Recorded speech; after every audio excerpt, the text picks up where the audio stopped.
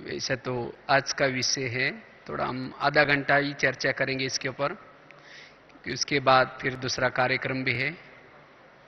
आज का विषय है जीवन में आने वाली समस्याओं का समाधान कैसे करें। क्योंकि सभी जानते हैं हमारे जीवन में विभिन्न प्रकार की समस्या होती है और इस समस्या से कोई भी छूटा नहीं है। अगर हमने समस्याओं का समाधान नहीं किया तो यथार्थ योगी नहीं बन पाएंगे। इसलिए हम अपने जीवन की समस्याओं का समाधान करें। तो क्या क्या समस्या होती है? किसी को समस्या है, किसी को अपने ही खुद के बच्चे तंग करते हैं। किसी को क्या समस्या है? किसी माता का अपना पति तंग करता है। किसी को समस्या है, किसी माता का अपनी सास ही तंग करती है। किसी को पड़ोसी तंग करते हैं। कोई किसी का अपमान करता है, कोई किसी का निंदा करता है। इस तरह से इस संसार में विभिन्न प्रकार की समस्या है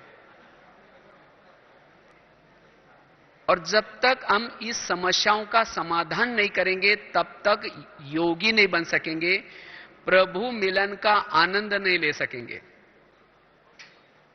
इसीलिए हमें क्या करना है? इस समस्याओं का समाधान करना है। क्योंकि जब हमारे जीवन में समस्या चलती है, समस्याओं का चिंतन चलता है, तब हमारे संकल्प की स्पीड बढ़ जाती है। संकल्प निगेटिव चलना शुरू हो जाते हैं और जिसके संकल्प निगेटिव चलते हैं उसके शरीर में विभिन्न प्रकार के केमिकल्स उतरते हैं। इसलिए हमें समस्याओं का क्या करना है? समाधान करना है। आज दुनिया में भी देखो अलग अलग प्रकार की बीमारियां है। क्यों है? क्योंकि उनके जीवन में अलग अलग प्रकार की समस्या है और उन समस्याओं को वो समाधान नहीं कर पा रहे हैं और इसी कारण उनको विभिन्न प्रकार की बीमारियां बढ़ती जा रही हैं। इसीलिए बाबा बार बार कहते हैं, बच्चे समस्याओं का समाधान करो, कारणों का निवारण करो। जिसको अभी इस सीजन में बाबा ने नो प्रॉब्लम, एक नया शब्द दिया, नो प्रॉब्लम। आपका ऐसा जीवन हो, आपके जीवन में नो प्रॉब्लम, कोई प्रॉब्लम नहीं। और जब हमारा ऐसा जीवन होगा तब हम शुभ चिंतक बन सकते हैं, तब हम फरिश्ता बन सकते हैं, तब हम अशरीरी बन सकते हैं, तब हम घंटों तक बैठ करके ईश्वर चिंतन, आत्मचिंतन, सोमानव का चिंतन कर सकते हैं। अगर जीवन में कोई प्रॉब्लम्स है, ना हम वायुमंडल बना सकेंगे, ना हम आत्मचिंतन कर सकेंगे, ना प्रभु मिलन का आनंद ले सकेंगे। इसीलिए हमें समस्याओं का समाधान करना है। क्योंकि इस योग मार्ग में हमारा मन बड़ा एकाग्र चाहिए और समस्याओं में तो मन हलचल में आता है। लेकिन जीवन में समस्या क्यों आते हैं? प्रश्न ये आता है कि जीवन में समस्या क्यों आते हैं? ऐसे अलग अलग प्रकार की समस्या क्यों आते हैं? और जिसको ये समस्या का नॉलेज होगा वो समस्या होते हुए भी समाधान स्वरूप रहेगा। और कभी ये नहीं सोचना जब हमारी समस्या खत्म हो जाएंगी तब हम ज्ञान योग करेंगे, तब पुरुषार्थ करेंगे, तब योग लगाएंगे, तब सेवा करेंगे। नहीं, अंत तक समस्या आती रहेंगी। समस्या को लेकर के उड़ो। जैसे वो सुनाते ना, एक जगह पर बहुत सारे कबूतर बैठे थे, तो किसी शिकारी ने क्या क्या जाली बिछाई, कबूतर उसमें फंस गए। तो कबूतरों ने सोचा अगर हम जाली को तोड़ते रहेंगे तो इतने में क्या हो जाएगा, वो शिकारी पहुंच जाएगा, क्योंकि जाली के विभिन्न गांठिए हैं, एक तोड़ो तो दूसरी है, तीसरी है, चौथी है, तो इतने में शिकारी आएगा, हमें पकड़ लेगा। तो हम क्या करते हैं, सब मिल करके जाली को लेकर के उड़ के जाते हैं। तो ऐसा ही उन्होंने किया, जाली को लेकर के उड़े। और एक कबूतर ने कहा कि मेरा एक दोस्त है चूहा, वहां जाकर के हम खोल देंगे। इसी तरह आज हम भी समस्या को लेकर के उड़ो। अगर जीवन में समस्या है, मुरली के लिए आओ। समस्या है, अमृत वेला करो। समस्या है, मधुवन में आओ। तब आपका समस्या का समाधान हो जाएगा, समस्या से मुक्त हो जाएंगे। अगर समस्या को तोड़ते रहेंगे, समय रूपी शिकारी आएगा, पकड़ लेगा आपको। इसलिए समस्या को देख करके पुरुषार्थ को ढीला नहीं करना है।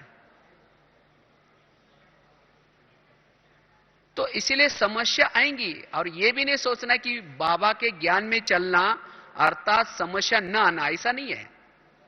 बाबा के ज्ञान में चलने के बाद भी समस्या आएंगी। नहीं तो कोई भाई बहन क्या करते हैं, कहते हैं हम ओम शांति में जाते हैं, या उनको ही कई पड़ोसी कहते हैं तुम इतना दिन से ओम शांति में जाते हो, ज्ञान में चलते हो, लेकिन तुम्हारे जीवन में इतनी समस्या है, प्रॉब्लम है। आज ओम शांति में आते हैं, इसी जन्म में आते हैं, और अभी आज भी 4-5 साल से आते हैं, पिछले जन्मों में थे। तो पिछले जन्मों के जो हमारे किए हुए कर्म वो कहां गए।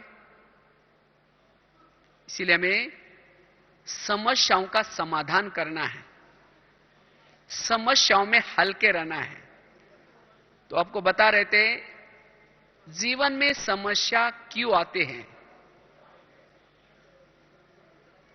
एक बहुत सुंदर एक एग्जाम्पल हमने कुछ दिन पहले एक मराठी मैगजीन में लिखा था, कर्मों की गुह्य गति। जिन्होंने इस कर्मों की गुह्य गति को समझा है, वो जीवन में कितनी भी समस्या हो, प्रॉब्लम्स हो, वो सदा ही हल्का रहेगा, समाधान स्वरूप रहेगा। तो मैं कहानी सुनाने जा रहा था, बहुत सुंदर है, मुझे एक कहानी बड़ी अच्छी लगती है, इसलिए कई बार मैं इस कहानी को रिपीट करता रहता हूं। एक आगरा में एक पति पत्नी रहते थे, बहुत गरीब थे, झोपड़पट्टी में रहते थे। तो उनके पास एक मेहमान आया। वैसा वो मेहमान दिल्ली में खरीदारी करने के हिसाब से आया था। तो जब वो दिल्ली में आया तो दिल्ली के सब दुकान बंद थे। तो उस व्यापारी को लगा कि अभी मैं बैठे बैठे क्या करूं, सारा दिन बोर हो जाऊंगा। चलो मैं आगरा कभी गया नहीं, आगरा कभी देखा नहीं, चलो मैं जाकर के आगरा देख के आता हूं। तो व्यापारी क्या करता है, आगरा चला गया और उसने अपने साथ में कुछ खरीदारी करने के हिसाब से, कुछ चीजें लेने के हिसाब से करोड़ रुपए साथ में लाए थे। तो सारा दिन उस व्यापारी ने आगरा घूम के देखा, लेकिन रात को उसको सोने का प्रॉब्लम्स हो गया, समस्या हो गई। क्योंकि जिस होटल में जाता था सब कहते हुए हमारे होटल बुक है। तो उस व्यापारी को लगता है रात को मैं कहां सो जाऊं, अगर कहीं बस स्टैंड पर सो जाऊं तो मेरी बैग चोरी हो जाएगी, अगर कहीं स्टेशन पर सो जाऊं तो भी चोरी हो जाएगी। तो उसको अचानक याद आया मेरे एक गरीब पति पत्नी है और वो झोपड़पट्टी में रहते हैं। उसको लगता है चलो उनके पास जाता हूं, कम से कम मेरी बैग तो क्या हो जाएगी, बच जाएगी। तो उनका एड्रेस था गरीब पति पत्नी का, वो रिक्शा करके गया। सारा दिन रिक्शा करके जाकर के उसने क्या किया, उनके पास खाना खाया, उनके साथ बातचीत की। लेकिन सोने से पहले उसने क्या किया, अपनी बैग खोली कपड़े बदलने के हिसाब से। जब बैग खोली तो गरीब की पत्नी की नजर बैग में गई। उसने क्या देखा, 50 के, 100 के, 500 के बहुत सारे बंडल उसके बैग में पड़े थे, क्योंकि खरीदारी के हिसाब से लाए थे। जब बैग के पैसे देकर के उस गरीब के पत्नी को मन में आता है, इतने इसके पास पैसे हैं, अगर इसमें से थोड़े भी पैसे अगर हमारे हो जाए तो हमारी गरीबी क्या हो जाएगी, दूर हो जाएगी। तो रात भर उसको नींद नहीं आती। तो 12-1 बजे क्या करते वो, बाहर गई झोपड़पट्टी के बाहर। तो मेहमान तो अपने बैग सिराने लेके आराम से सोया था, बाहर गई और बड़ा सा एक पत्थर लेके आती। वो मेहमान तो बैग सिराने लेके सोया था और सोए हुए मेहमान के जोर से सिर में उस पत्थर को डाल दिया और उस मेहमान का तो तुरंत वही की वही मर्डर हो गया। और फटाफट बैग पकड़ करके पति को दिखाई। पति तो डर गया, कहा कि ये बात किसी को पता चलेगी, लोगों को पता चलेगी, हमें जेल की सजा होगी। तो पति कहते हैं इसको पता ही नहीं चलने देंगे, पत्नी कहते हैं किसी को पता ही नहीं चलने देंगे, क्योंकि अब हम इसको क्या करते, पीछे जमुना नदी बहते उसके अंदर डाल देते। उनके झोपड़पट्टी में जमुना नदी बहती थी। दोनों ने उठा करके उस मुर्दे को क्या किया, जमुना नदी में अंधेरे में डाल दिया। और इस बात को उन्होंने पुलिस से छिपाया, लोगों से छिपाया, लेकिन कर्मों से कोई छिपा नहीं सकता। उन्होंने घर में आकर के लिपाई पुताई की, जो खून वगैरह गिरा था उसको लिपाई पुताई की। उन्होंने छिपाने की कोशिश की, लेकिन कर्मों से कोई छिपा नहीं सकता। इसीलिए एक भजन है ना, कर्म का लेखा मिटे न भाई, लाख करे कोई चतुराई।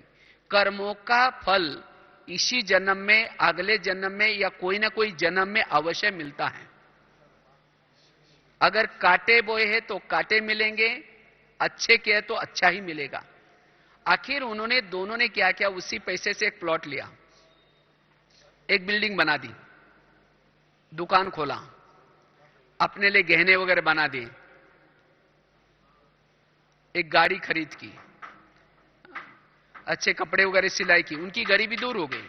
लेकिन दोनों को बच्चा वगैरह नहीं था, दोनों ही पति पत्नी थे। तो कुछ साल के बाद क्या होता है, दोनों के एक बच्चा हो गया। तो एक ही बच्चा था, इसीलिए उसको खिलाया पिलाया, उस बच्चे को काफी बड़ा किया। बच्चा कलेक्टर बनने वाला था, लेकिन कुछ कारण से वो बच्चा क्या होता है, थोड़ा बीमार पड़ता है। तो बीमार पड़ा, इसीलिए उसको बहुत बड़े हॉस्पिटल में दिखाया। सोचा कि एक ही बच्चा कुछ न हो जाए, इसीलिए तो उसमें बहुत खर्चा हुआ। उसी खर्चे के पीछे उन्होंने जो गहने बनाए थे वो बेचे। सोचा बाद में ले लेंगे, बच्चा ठीक नहीं हुआ। आखिर उन्होंने क्या किया, जो गाड़ी ली थी वो भी बेची। सोचा बाद में ले लेंगे, बच्चा उसे भी ठीक नहीं हुआ। आखिर उन्होंने जो दुकान चालू किया था उसको भी बंद किया। सब पैसा बीमारी में लगाया, बच्चा तो भी ठीक नहीं हुआ, बीमारी बढ़ती गई। आखिर उस बच्चे को दिल्ली में बड़े हॉस्पिटल में दिखाया। उसका बहुत खर्चा आया, उसके खर्चे के पीछे उनको मकान भी बेचना पड़ा जो बनाया था। बच्चा उसे भी ठीक नहीं हुआ। आखिर एक दिन वो बच्चा कहता है, पापा जी अपने को जो मिला तो पैसा खत्म हो गया, अब मैं जा रहा हूं। बच्चा मर गया। तो बच्चा कौन था, वही व्यापारी अपना पैसा लेने के लिए वो बच्चे के रूप में आया था। यह है कर्मों की गुह्य गति, यह है कर्मों का हिसाब किताब। अगर वो व्यक्ति कहता, हे भगवान आपने मेरे जीवन में कितनी समस्या पैदा की, मेरा बेटा गया, मेरा घर भी गया, ये कैसी समस्या आई, क्या समस्या परमात्मा ने दी? समस्या उस व्यक्ति ने अपने कर्मों से बनाई। तो ये एग्जाम्पल आपको क्यों दिया? आज आपके जीवन की भी जो समस्या है, कोई किसी का पति तंग करता है, वो पति कौन है? जिसको आपने भी कोई जन्मों में पति बनकर के उसको तंग किया था, वो अब अपना हिसाब लेने के लिए पति के रूप में आए हैं। आज कोई किसी की सास तंग करते हैं, वो सास क्यों तंग करती है? क्योंकि आपने भी कभी उसको सास बन करके तंग किया था। इसीलिए कहते हैं ना, सास भी कभी बहू थी। आज कोई बच्चा तंग करता है, कोई पड़ोसी तंग करता है, कोई किसी को बीके बन करके भी तंग करता है, कोई किसी को ऑफिसर बन करके तंग करता है। ये हर एक के कर्मों का हिसाब किताब है। और जिन्होंने इस कर्मों की गुह्य गति को समझा, वो कभी भी अपने संकल्प नहीं चलाएगा। समस्या को इधर उधर सुनाने से, घर छोड़ जाने से, गांव छोड़ करके जाने से वो समस्या खत्म नहीं होने वाली, याद रखना है। समस्या को चुक तो करना ही पड़ेगा। इसीलिए बाबा कहते, बच्चे इस कर्मों के गुह्य गति को अच्छी तरह समझो, और जो कर्मों के गुह्य गति को समझेगा हर समस्या में समाधान स्वरूप रहेगा। इसीलिए बाबा कहते, बच्चे वर्तमान समय सबको घर जाना है। अब टॉपिक चल रहा था ना, अब घर जाना है, लेकिन घर कैसे जाना है? हिसाब किताब को चुक्त करके जाना है। और हिसाब किताब को चुक्त करने के बाबा ने 3 तरीके रखे हैं। 3 तरीके हैं। पहला तरीका है योग लगा करके। आज बाबा क्यों कहते बच्चे योग लगाओ, योग लगाओ? क्योंकि योग लगाने से भी हमारे क्या हो जाते हैं? हिसाब किताब चुक्त हो जाते हैं। अगर योग नहीं लगाएंगे, दूसरा तरीका क्या है? सहन करके। जितना सहन करते आपके दोनों के हिसाब किताब चुक्त होते हैं। हमारे तो प्रकृति के साथ भी हिसाब किताब है, लोगों के साथ भी हिसाब किताब है। आज बाबा ने कहा ना, बच्चे अशरीरी बनो, आत्मा समझो। लेकिन हम आत्माभिमानी क्यों नहीं बन पा रहे हैं? इस शरीर से अलग क्यों नहीं हो रहे? क्योंकि हमारी इस बॉडी के साथ हिसाब किताब है।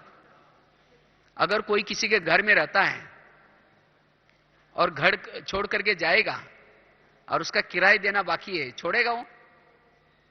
नहीं छोड़ेगा। इसी तरह इस धरती पर आकर के हमने इस प्रकृति के साथ हिसाब किताब बनाए हैं। आज प्रकृति ने 5 तत्व दिए। शरीर किसी लिए? मुख किसी लिए दिया था? अच्छा बोलने के लिए। आंखें अच्छा देखने के लिए। लेकिन इन इंद्रियों का दुरुपयोग किया, और इसीलिए प्रकृति जब हम अशरीरी बनती है, वो कहते तुम ऊपर कहां जा रहा हो, नीचे जाओ, नीचे आ जाओ, मुझे तुमको दिखाना है, मेरा तुमसे हिसाब लेना है। इसीलिए बाबा क्यों कहते बच्चे, अब कर्मेंद्र से कोई भी विकर्म नहीं करो, किसी को दुख नहीं दो। हमें जो बने हुए हिसाब किताब को ही चुक्त करना है, फिर अब नए हिसाब किताब कभी भी नहीं बनाना है। इसीलिए हमें क्या करना है? जो भी बातें आती है, जो भी समस्या आती है, उसको बड़े खुशी से सहन करना है। सहन करने से भी हिसाब किताब चुक्त होते हैं। अगर इसे भी नहीं करेंगे, तीसरा भी एक बाबा ने तरीका रखा है, वो है विनाश। लेकिन जिन्होंने योग नहीं लगाया, जिन्होंने सहन नहीं किया, उसको अपने हिसाब किताब विनाश काल में चुक्त करने होंगे। लेकिन जब विनाश काल में हिसाब किताब चुक्त करेंगे, तब हम रोएंगे, और जब हम रोएंगे तो रोने वालों के आंखों के आंसू कौन पोंछेगा? इसीलिए बाबा कहते बच्चे, भविष्य में हर आत्मा के सामने बहुत सेवा है, लेकिन किसके सामने? जिन्होंने अपने हिसाब किताब चुक्त की है। इसीलिए हमें क्या करना है? खूब योग लगाना है। या जीवन में छोटी छोटी बातें आते हैं, उसको सहन करना है। तो इसलिए जीवन की समस्या को हमें समाधान स्वरूप में रहना है। और जीवन की जो समस्या आती है, क्यों आते हैं? वास्तव में भाग्यशाली आत्मा वो है जिनके सामने समस्या आती है। क्यों? समस्या हमें उपराम बनाती है, समस्या में वैरागी बनाती है। समस्या तूफान हमारे लिए तोहफा है। अगर जीवन में समस्या ना आती तो हमारा कल्याण कभी ना होता। आज तक जो भी समस्या आई उसे हमारा कल्याण हुआ है या कल्याण हुआ है? कल्याण हुआ है। अगर वो समस्या ना आती तो हमारा कल्याण भी ना होता। इसलिए समस्या का हमें क्या करना है? समाधान करना है। समस्या के प्रति हमारा दृष्टिकोण सकारात्मक बनाना है। और जिन्होंने समस्या का दृष्टिकोण सकारात्मक बनाया वही अंतर्मुखी बनेंगे, वही शांत चित्त रह सकते हैं, वही सहनशील बन सकते हैं, वही एकाग्रचित्त बन सकते हैं। इसीलिए बाबा कहते बच्चे समस्या का समाधान करो। इसीलिए समस्या के प्रति अपना दृष्टिकोण क्या बना दो? पॉजिटिव। जैसे उसी दिन भी हमने एक क्लास किया था, कैसे समस्या के प्रति आपका दृष्टिकोण पॉजिटिव बने। नहीं तो कभी हमारा क्या होता है, जो समस्या हमारे जीवन में क्रिएट करता है, जो विघ्न क्रिएट करता है, उसके प्रति हम बददुआएं निकालते हैं, उसके साथ बात नहीं करते। तो इसीलिए हमें क्या करना है? जीवन की समस्या का समाधान करना है। इसीलिए बाबा कहते बच्चे निगेटिव बातों को क्या बना दो? पॉजिटिव। समस्या और भी क्या होते हैं? कोई अगर आपका इंसल्ट करेगा, इंसल्ट क्यों करता है? अगर इंसल्ट किया, जिसको बाबा कहते हैं ना बच्चे, मान अपमान निंदा स्तुति ग्लानि, इस सब में कैसे रहो? समान रहो।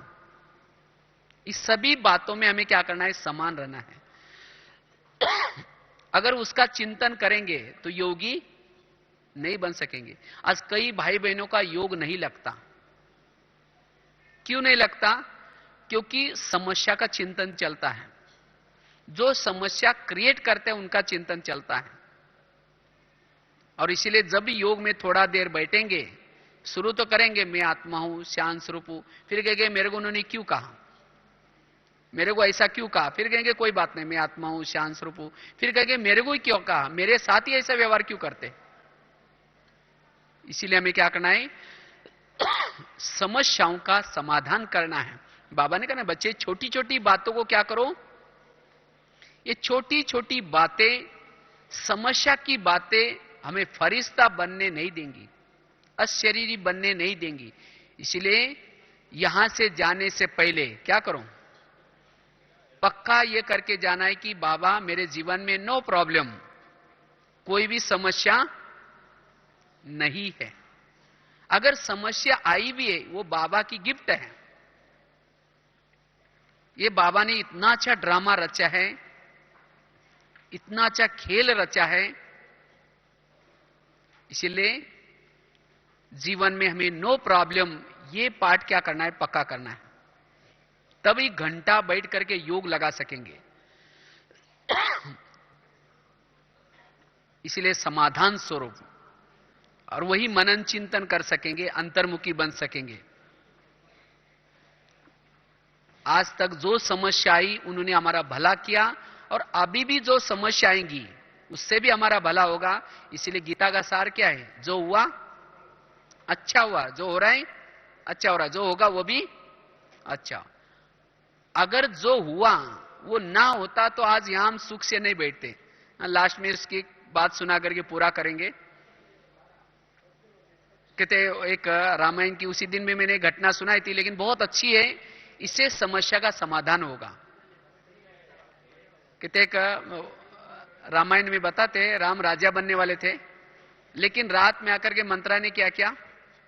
कई कई को दो चार बातें सुनाई ऐसी, और जब बातें सुनाई, मंत्रा की बातें सुन करके कई कई ने क्या किया?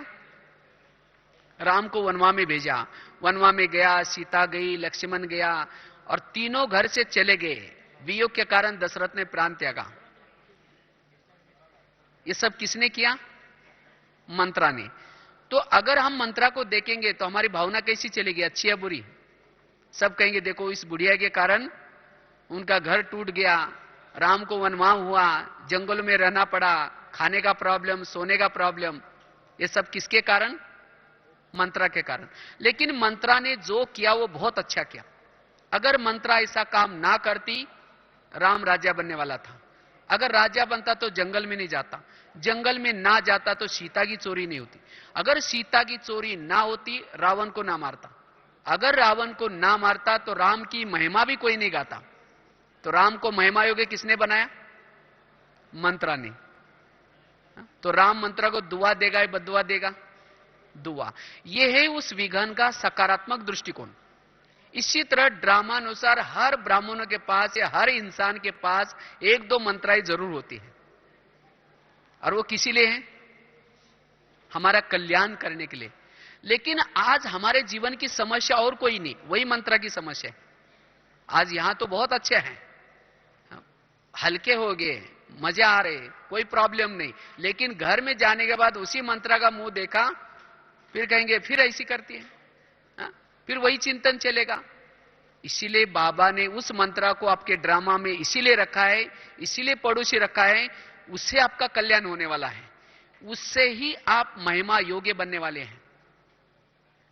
कभी कभी चिढ़ करके हम कहते हैं इसने तो मुझे परेशान किया, ये सोचो सकारात्मक, ये तो मुझे कर्मातीत बना करके ही छोड़ेंगे। इसीलिए अपने दृष्टिकोण को बदलो। आज राम के जीवन में मंत्रा ना आती, हनुमान, अंगद ये सब मिलते, किसके कारण मिले? मंत्रा के कारण। इसी तरह आज जिन्होंने हमें समस्या क्रिएट की आज तक, उनके कारण इतना अच्छा बाबा मिला, ज्ञान मिला, परिवार मिला। तो कभी एकांत में बैठ करके आज तक जिन लोगों ने तंग किया, परेशान किया, उनको कभी दुआई दी? क्योंकि आपका बहुत बहुत धन्यवाद, अगले कल्प में भी आप तंग करने के लिए जरूर आना। हाँ? यह है उस विघन का सकारात्मक दृष्टिकोण। इसीलिए कभी भी बाबा ने जिसको पड़ोसी रखा है, जिसको पति बनाया है, जिसको बच्चा बनाया है, बहुत अच्छा बनाया है, इससे आपका कल्याण है। इसीलिए सोचो कि इसी पति के साथ, इन्हीं बच्चों के साथ, इन्हीं पड़ोसी के साथ कल्प पहले भी हम संपन्न बने थे, इनके कारण हमारा कल्याण हुआ था। तो इसीलिए नो प्रॉब्लम, मेरे जीवन में कोई समस्या नहीं है। इसीलिए हमें यह पाठ पक्का करके जाना है, मेरे जीवन में कोई भी बाबा समस्या नहीं। आपने जो खेल रचा है, जो ड्रामा रचा है, बहुत कल्याणकारी है, मेरे ही कोई ना कोई कर्मों का फल है। इसीलिए पॉजिटिव सोच, और तब जाकर के आप मन से हल्के रहेंगे, बुद्धि से हल्के रहेंगे, और तब योगी बन सकेंगे। तो इसलिए समस्याओं का समाधान करने का हमें क्या करना है?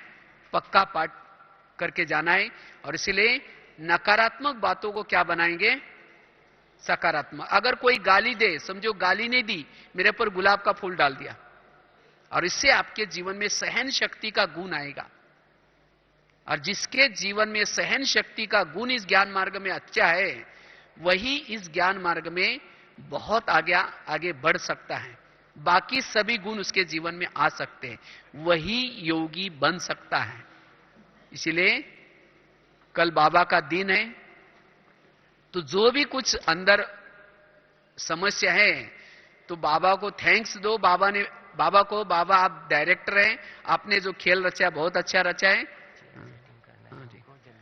ठीक। तो इसीलिए जो हुआ अच्छा, इसीलिए बाबा को थैंक्स करो। बाबा आपने जो खेल रचा है बहुत अच्छा रचा है, तो मेरे जीवन में कोई समस्या नहीं, जो समस्या डालते हैं वो कल्याणकारी हैं। तब उनके प्रति आपका शुभ चिंतन चलेगा, शुभ वृत्ति रहेगी, और शुभ वायुमंडल फैलेगा। अगर निगेटिव बातें हैं तो वायुमंडल भी खराब हो सकता है। तो ये पाठ हमें क्या करना है? पक्का करके जाना है, तब हल्के रहेंगे। तो आज जरूर सभी अपने जीवन की समस्या का समाधान करने का बाबा के कमरे में या रूरवान में बाबा को बताएंगे, तब आप समाधान स्वरूप बनेंगे। तो यही आज पाठ पक्का करना है। इसी के साथ ओम शांति।